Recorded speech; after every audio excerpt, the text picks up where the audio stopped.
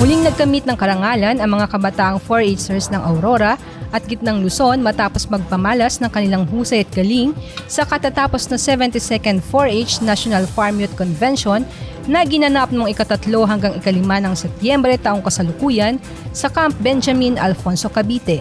Itinanghal na second place sa National Excellent Achievers Award o NEAA Heart Category si Aurora Provincial 4-H President Engineer Robert V. Obiano na siya ring Regional Federation President ng Central Luzon at kumatawan sa rehiyon sa naturang kompetisyon. Napabilang din sa finalist ang iba pang Aurora 4-Hers na pambato ng rehiyon sa ibang kategorya na sina Rosel Ann M. Yakin at Ron Javier O. Lumasak sa NEAA Head Category, Jomelyn L. Valdez, John Joseph G. Crisanto at Rogie Mar P. De Leon sa Promotional 4-H Video at Richard D. Calidro sa Most Outstanding 4-H Member.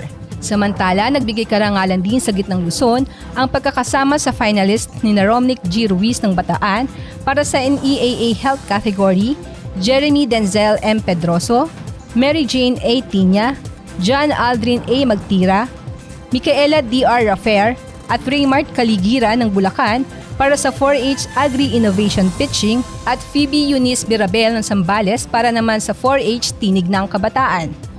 Ang mga tropeyo at sertipikong tinanggap para sa mga nabanggit na karangalan ay patunay sa dedikasyon, talento at malasakit ng kabataang 4-Hers ng lalawigan at ng buong rehiyon sa sektor ng agrikultura. Simbolo ang mga ito ng tagumpay ng 4-H Aurora at 4-H Central Luzon sa pagpapaunlad ng mga kabataan sa pamamagitan ng edukasyon at mga community-based projects.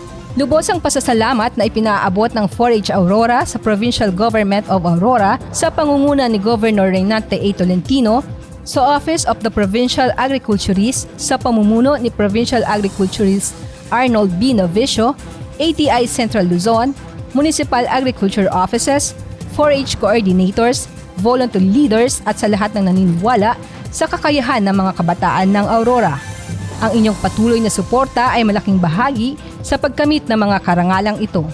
Ako si Lynn Robles para sa PGA in Action News, all-out serbisyo ng Kapitolyo para sa publiko.